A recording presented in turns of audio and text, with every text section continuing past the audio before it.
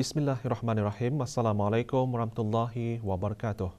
Status harian normal baharu COVID-19. 3 kes berada dalam kategori 4 iaitu memerlukan bantuan oksigen dan di bawah pemantauan rapi. Kementerian Kesihatan maklumkan 212 kes dilaporkan sembuh kemarin.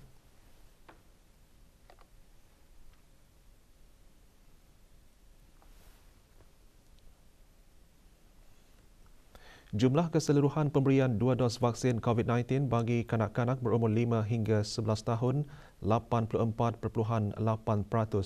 Bagi remaja berumur 12 hingga 17 tahun yang mendapat 3 dos vaksin 61.3%. Dan liputan bagi rakyat dan penduduk negara ini yang mendapatkan 3 dos vaksin 78.4%.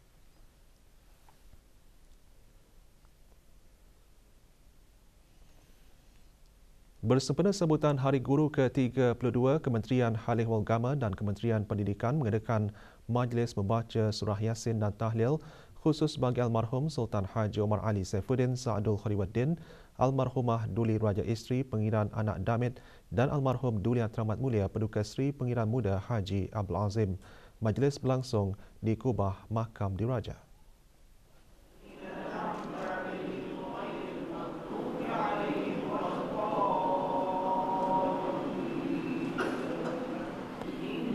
Hadirin berhormat, Pihin Udana Khatib Datuk Paduka Seri Setia Ustaz Haji Awang Badaruddin bin Pengarah Datuk Paduka Haji Awang Osman, Menteri Hal Ehwal Agama.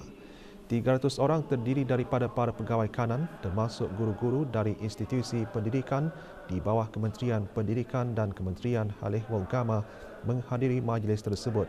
Juga hadir Pengiran Datuk Seri Paduka Haji Muhammad Tashim bin Pengiran Haji Hassan, Timbalan Menteri Hal Ehwal Agama.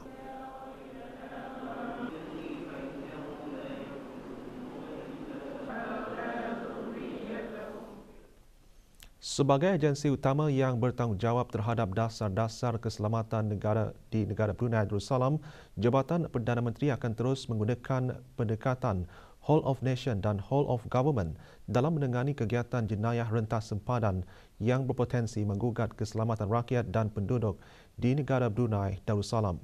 Berucap semasa sidang plenari mesyuarat Menteri-Menteri ASEAN mengenai jenayah rentas sempadan ke-16, Yang Berhormat Pihin Datu Laila Raja, Major Jeneral Besara Datuk Paduka Seri Haji Awang Halbi bin Haji Muhammad Yusof, Menteri di Jabatan Perdana Menteri merangkap pengerusi jawatan kuasa keselamatan negara menekankan salah satu aspek jenayah rentas sempadan yang berleluasa semasa pandemik di beberapa negara ASEAN termasuk negara Brunei Darussalam ialah peningkatan aktiviti penyelundupan terutama di sempadan darat dan perairan negara.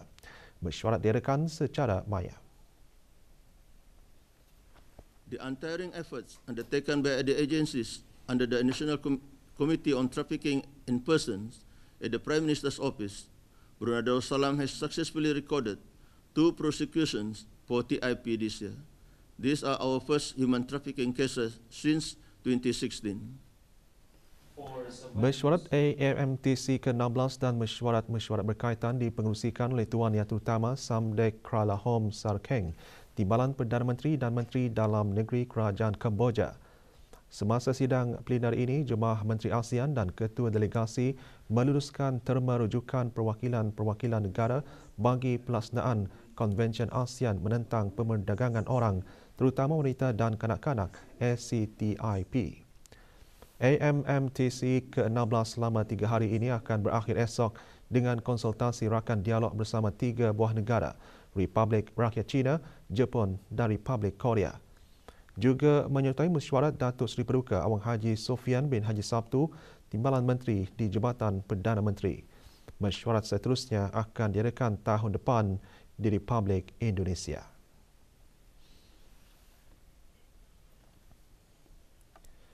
Kedutaan Republik Korea di negara Brunei Darussalam malam tadi mengadakan majlis resepsi bersempena Hari Kebangsaan Pengasasan Republik Korea. Majlis berlangsung di salah sebuah hotel di Gadong.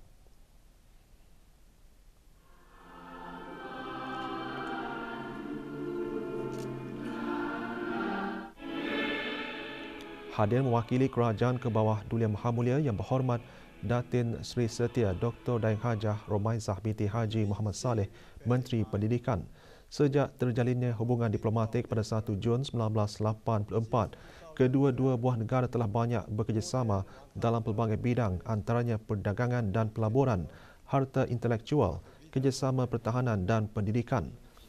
Selain itu, kerajaan dan syarikat dari kedua-dua buah negara juga akan terus meneroka peluang dan bidang kerjasama dalam sektor pelancongan, ICT, perusahaan kecil dan sederhana, e-perniagaan, perubatan serta industri kreatif dan inovatif bagi pertumbuhan mapan bersama. And His Excellency has photographs. We'd love to have you on stage. Keperluan keberkesanan pengajaran bahasa Arab di peringkat sekolah rendah agama adalah sangat penting untuk diambil perhatian sebagai asas permulaan kepada peringkat selanjutnya sama ada pelajar itu meneruskan pendidikan di sekolah Arab ataupun tidak. Kajian buktikan faktor umur kanak-kanak dalam mempelajari sesuatu bahasa memberikan kesan yang sangat signifikan. Oleh itu adalah wajar untuk memanfaatkan umur murid di peringkat sekolah agama kerana mereka lebih cepat menerima bahasa yang dipelajarinya dengan lebih berkesan. Berucap pada perasmian bengkel pengenalan awal pengajaran bahasa Arab, Pengiran Datuk Seri Paduka Haji Muhammad Tashim bin Pengiran Haji Hassan, Timbalan Menteri Khalifah Agama menjelaskan, melalui bengkel tersebut ia akan menambah nilai corak gaya pengajaran yang berkesan agar segala matlamat dapat dicapai secara optimum. Apa yang penting adalah nilai positif perlu ada dalam setiap guru-guru bagi bersiap sedia untuk sentiasa berusaha mempertingkatkan dan melengkapkan diri dengan kemahiran asas dan memahami pengetahuan serta kandungan pedagogi. Bengkel dihasrat dapat menanamkan keyakinan para peserta dalam pengajaran bahasa Arab selain memberi kefahaman mengenai konsep asas mendidik, mengajar dan melatih serta penyediaan rancangan pengajaran bahasa Arab. Majlis juga diselajurkan dengan penyampaian sijil kepada 20 peserta bengkel Lughatul Muallim siri 5.0 yang telah diadakan pada tahun 2021. Yang Mulia Dayang Autoriti Petroleum Negara Brunei Darussalam akan sentiasa menyokong stesen-stesen minyak dalam sama-sama meningkatkan tahap keselamatan dan melaksanakan pemantauan berterusan. Perkara tersebut ditekankan oleh Setiausaha Tetap Tenaga Jabatan Perdana Menteri semasa Majlis Hari Juara Servis di Tarindak di Sydney. Awang Haji Azhar bin Haji Yahya selaku pengarah urusan sementara Autoriti Petroleum Negara Brunei Darussalam berkata, selain pemantauan berjadual ke stesen-stesen minyak di negara ini, syarikat pemasaran Brunei Shell BSM juga akan memastikan stesen minyak mempunyai piawaian keselamatan yang tinggi bagi menjamin keselamatan pekerja dan khasnya orang ramai.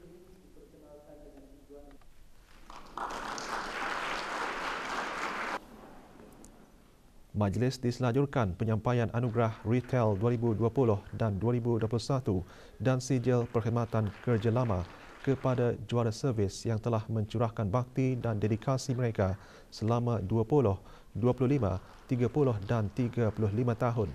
Tahun ini, pihak BSM juga melantik 36 orang Retail HSSE Ambassador.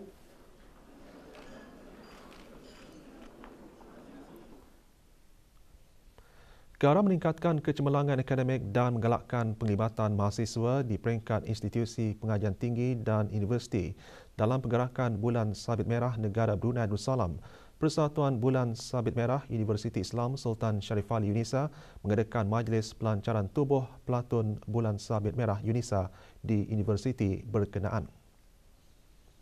Pelancarannya disempurnakan oleh Dr. Haji Nur Arfan bin Haji Zainal, Rektor Unisa, yang juga menyampaikan sijil keahlian dan sijil kecekapan pertolongan cemas kepada para ahli Pelatun Sabit Merah Unisa. Juga diadakan penyampaian anugerah hadiah buku Bulan Sabit Merah Negara Brunei Darussalam kepada Dayang Nazifa Nabila binti Dr. Haji Ismu Hadi, sukarelawan COVID-19 Persatuan Bulan Sabit Merah Negara Brunei Darussalam. Terdahulu diadakan majlis tauliah pangkat kepada Ketua Pegawai Kadet Pelatun Bulan Sabit Merah Unisa, Komandan Pelatun Bulan Sabit Merah Unisa dan Penolong Komandan Pelatun Bulan Sabit Merah Unisa.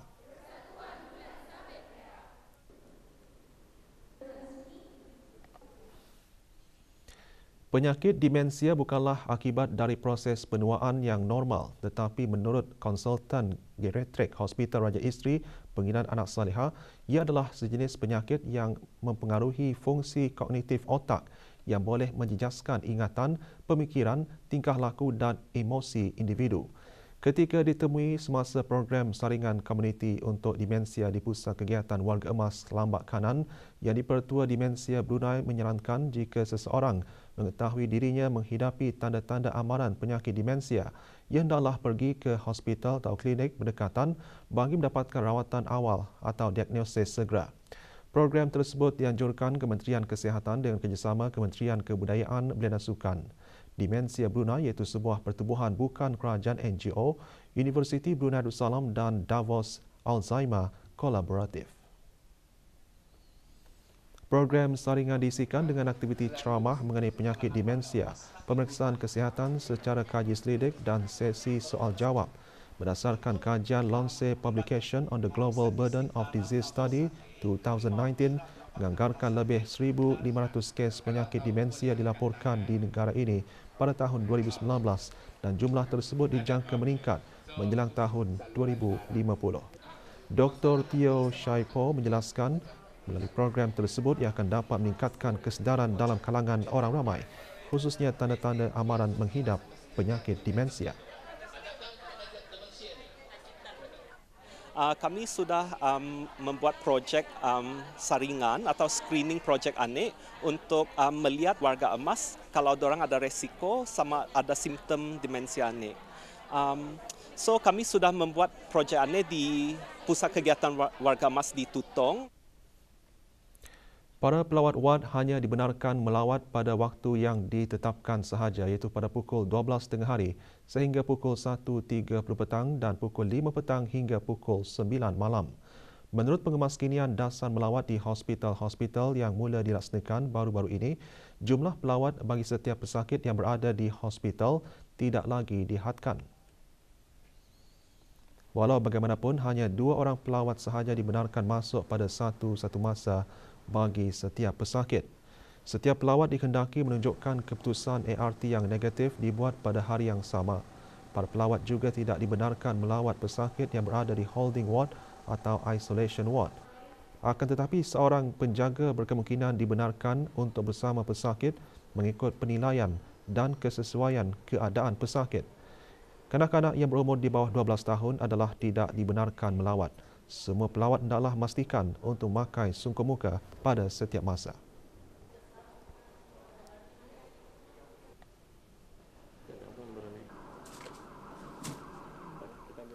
Bagi saya okeylah. Apa yang boleh gembiralah. Sementara itu, pengeluaran notis pengasingan diri juga telah dihentikan.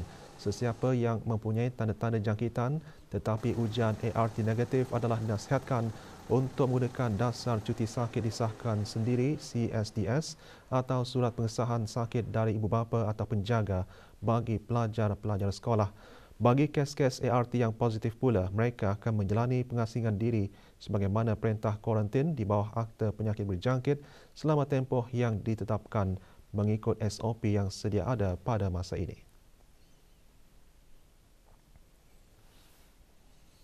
Seorang lelaki warga negara Malaysia dijatuhi hukuman denda RM97,000 oleh Mahkamah Magistrate Bandar Seri Begawan atas 2 pertuduhan di bawah Seksyen 146-1-D Perintah Eksais 2006. Kong Hang Yuen berumur 38 tahun dapati bersalah kerana memiliki 199 vape juice, 89 modified e-cigarettes, 94 aksesori vape, wang tunai sebanyak RM9,849 Brunei dan wang tunai $55 Singapura. Ditangkap oleh bahagian penguatkuasa Undang-Undang Jabatan Kastam dan Eksais Diraja pada 29 Oktober 2021 di sebuah rumah di Kampung Kilanas, dia telah membayar denda tersebut. Semua barang dirampas bagi tujuan dimusnahkan. Turut dirampas wang tunai sebanyak RM4,547 hasil penjualan vape.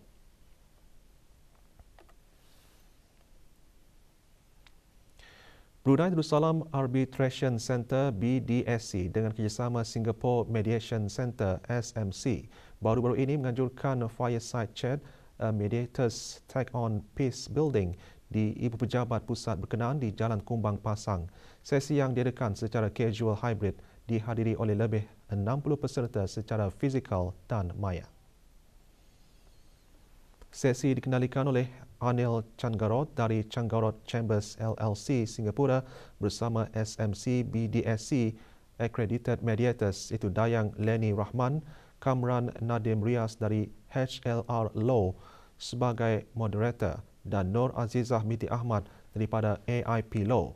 Antara yang dikongsikan pengalamannya dalam bidang pengantaraan termasuk pengantaraan di mahkamah, pengantaraan melalui institusi-institusi, pengantaraan secara ad hoc dan international state investors.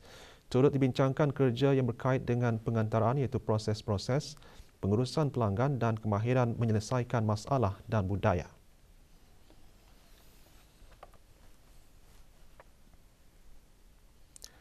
Program pertukaran antara rakyat Jepun dan rantau Asia Pasifik Genesis yang diadakan secara maya selama 9 hari bagi para pelajar sekolah menengah berakhir kemarin. Seramai 5 pelajar dari Sekolah Menengah Sultan Sharif Ali dan 5 pelajar Sekolah Menengah Raja Isteri Pengiran Anak Soleha menyertainya. Antara pengisian program sesi orientasi, kuliah dan bengkel, sesi kongsi sama dan perbincangan selain lawatan ke tempat-tempat menarik dan mempelajari budaya Jepun secara virtual.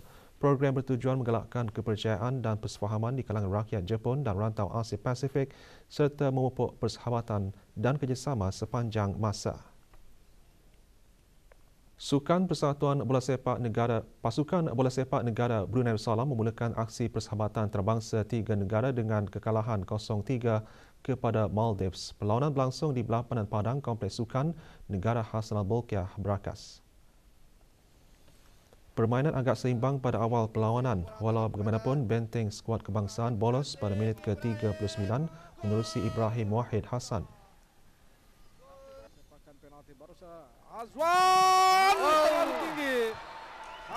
Skuad negara berpeluang menyamakan kedudukan pada minit ke-53 apabila dihadiahkan sepakan penalti, namun peluang tersebut gagal dimanfaatkan sebaiknya.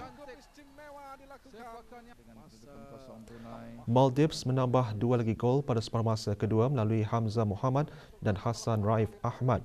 Perlawanan seterusnya dijadual berlangsung pada 24 September 2022 di antara Maldives dan Laos. Perlawanan akan berlangsung di tempat yang sama. Dengan bahan-bahan berita itu tadi, berita pagi berakhir di sini. Kita kembali bersama rakan-rakan penyampaian pagi untuk membawakan bahan menarik seterusnya. Assalamualaikum warahmatullahi wabarakatuh.